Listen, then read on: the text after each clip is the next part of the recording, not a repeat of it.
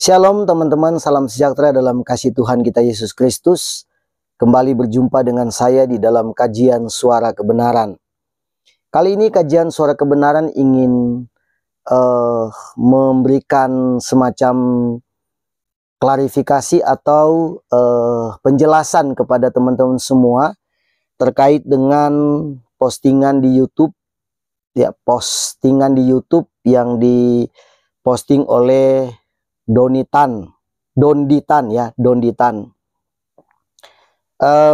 Tidak tahu ini apakah akan dia buat dalam bentuk video atau hanya sekedar postingan biasa. Di dalam postingan ini Donditan memfoto satu bagian ayat firman Tuhan di dalam Alkitab yang terjemahan lama.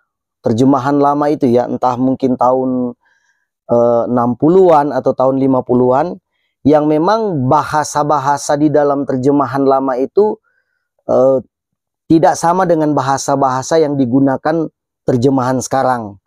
Terjemahan dulu itu bahasa-bahasanya beda. Apa yang diposting oleh Donditan ini, dia tulis begini: ada Al-Masih Al-Dajjal di Bible kuno. Kata Allah sampai sekarang tidak dihapus, tapi kata Al-Masih Al-Dajjal sekarang sudah lenyap. Itu postingan Donditan. Saya cukup memahami maksud tujuan dia, kenapa dia memposting ini dengan mengfokuskan kepada kata Al-Masih Al-Dajjal di dalam terjemahan lama. Nah, di dalam kitab apakah itu? Di dalam 1 Yohanes 2 ayat yang ke-22. Nah, apakah yang ditulis di dalam terjemahan lama ini?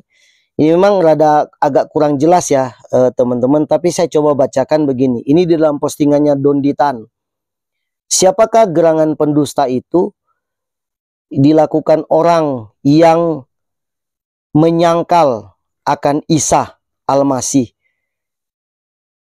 adalah bahwa orang itulah Al-Masih Al-Dajjal yang menyangkal akan Bapa dan akan yang anak. Nah, ini dalam terjemahan yang lama gitu. Nah, kalau kita lihat di dalam terjemahan sekarang, terjemahan yang kita baca hari ini, ditulisnya begini dalam 1 Yohanes pasal yang kedua ayat yang ke-22.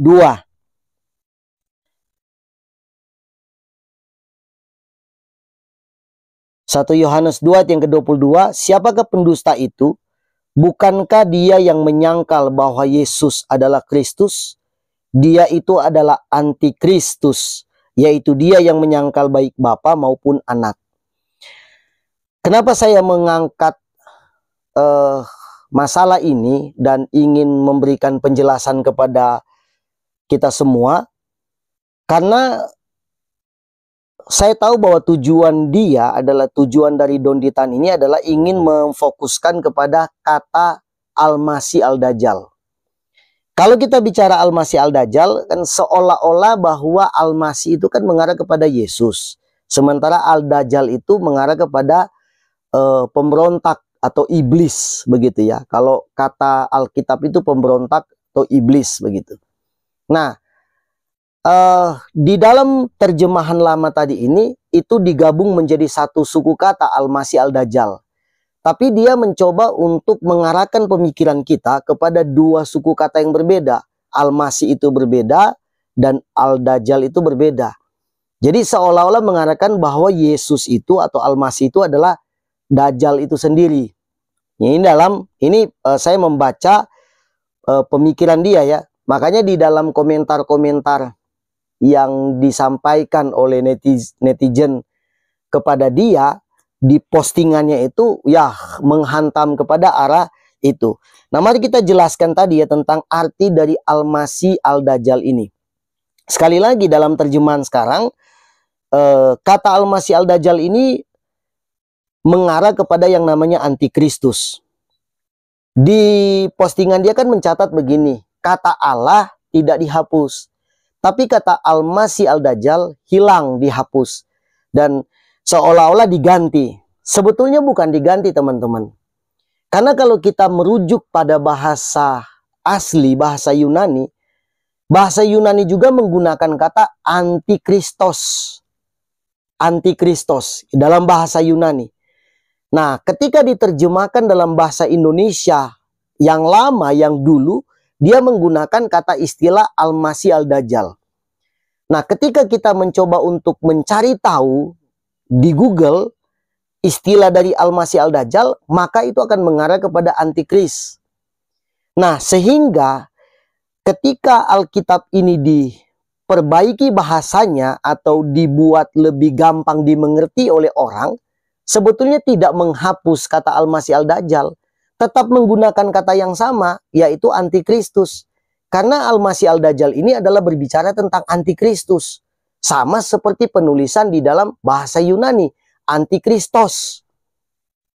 Itu. Jadi bukan dihilangkan, seakan-akan Al-Masih Al-Dajjal ini dihilangkan, tidak dipakai lagi, lalu diganti kata antikristus. Seakan-akan ada penggantian bahasa.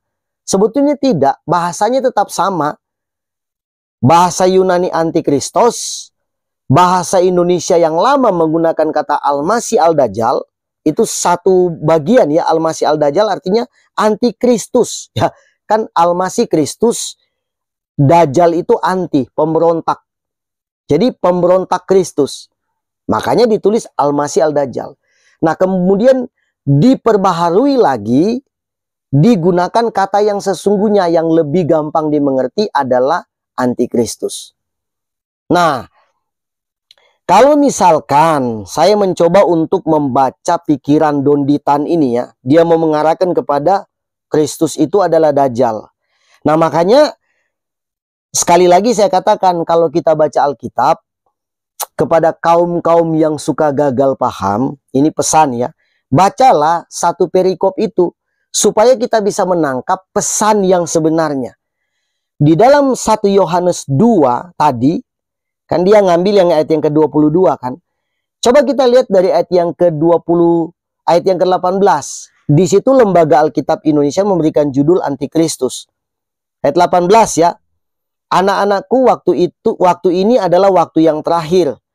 Dan seperti yang telah kamu dengar, seorang antikristus akan datang. Sekarang telah bangkit banyak antikristus. Itulah tandanya bahwa waktu ini benar-benar adalah waktu yang terakhir.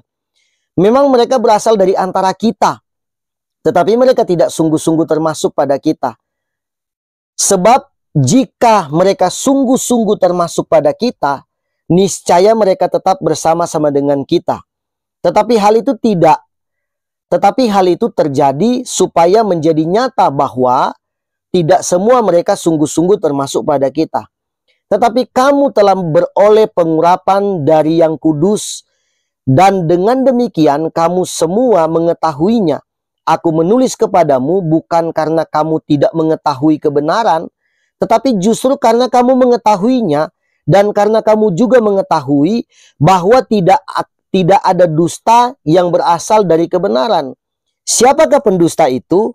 Bukankah dia yang menyangkal bahwa Yesus adalah Kristus? Ya kan?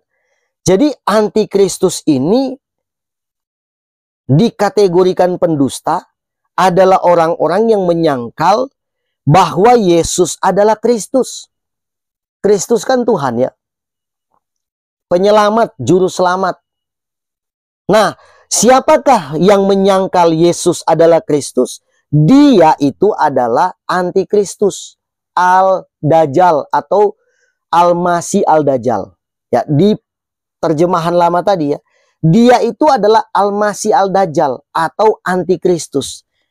Kalau dia mau mengarahkan ini kepada pengertian Al-Masih adalah Dajjal, sebelumnya kan sudah dikatakan, bukankah yang menyangkal bahwa Yesus Kristus, Yesus adalah Kristus atau Al-Masih adalah Kristus, dia adalah antikristus. Jadi kan tidak mungkin ini berbicara tentang Yesus itu Dajjal, karena yang Dajjal itu adalah yang menyangkal Yesus. Nah, siapa yang suka menyangkal Yesus? Yaitu dia yang menyangkal baik bapa maupun anak. Jadi Dajjal itu menyangkal Yesus, menyangkal bapa maupun menyangkal anak. Sebab barang siapa yang menyangkal anak, ia juga tidak memiliki bapa. Barang siapa mengaku bapa, mengaku anak, ia juga memiliki bapa. Jadi siapa yang menyangkal anak, Yesus Kristus adalah anak Allah. Siapa yang menyangkal dia, Kristus, dia tidak mungkin mendapatkan bapa. Karena dia sudah menyangkal anak. Dan dia dikategorikan Al-Masih Al-Dajjal atau anti-Kristus. Anti terhadap Kristus. Anti terhadap Yesus. Jadi biar ini diluruskan supaya tidak berkembang pemahaman tentang diseret-seret bahwa Al-Masih atau Yesus Kristus itu adalah Dajjal. Saya mau menangkap ya pengertian daripada Donditan itu ke arah situ. Saya menangkap. Karena kan dia menggunakan kata ya. Artinya kan, oh, Al-Masih, Dajjal. Kira-kira begitu ya. Nah, ini perlu diluruskan. Jadi, baca satu perikop yang utuh supaya kita bisa menangkap pesan dan pengertian di dalamnya. Lalu kita lihat teksnya seperti apa. Ini antikristus. Jadi, Al-Masih Al-Dajjal bicara tentang antikristus adalah orang-orang yang menyangkal ketuhanan Kristus. Dialah antikristus menurut ayat ini. Orang-orang yang menyangkal Yesus adalah Kristus, Yesus adalah Tuhan. Dialah Al-Dajjal yang sesungguhnya. Mudah-mudahan kita dicerahkan melalui kajian Suara Kebenaran ini. Dan kita semakin mengakui bahwa Yesus Kristus adalah Tuhan. Saya berdoa buat teman-teman semua supaya kita diberkati oleh Tuhan. Jangan lupa like, subscribe, share video ini, komen di bawah sebanyak mungkin, komen di bawah dan share kepada teman-teman yang lain. Dan kita akan berjumpa kembali pada Suara Kebenaran episode berikutnya. God bless you.